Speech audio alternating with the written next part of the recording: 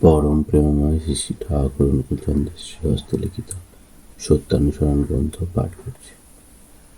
যার ওপর যা কিছু সব দাঁড়িয়ে আছে তাই ধর্ম, আর তিনি পরম পুরুষ। ধর্ম কখনো বহু হয় না, ধর্ম একই, আর তার কোনো প্রকার নেই। মত বহু হতে পারে, এমনকি যত মানুষ তত মত হতে পারে, কিন্তু তাই বলে ধর্ম বহু হতে পারে না।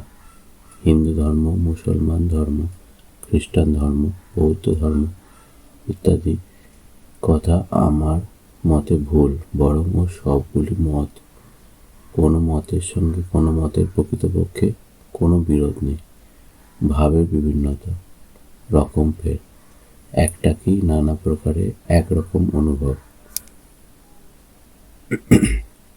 সব মতই সাধনা বিস্তারের জন্য, তবে তা নানা প্রকারের হতে পারে, আর যতটুকু বিস্তারে যা হয় তাই অনুভূতি, জ্ঞান। তাই ধর্ম অনুভূতির ওপর।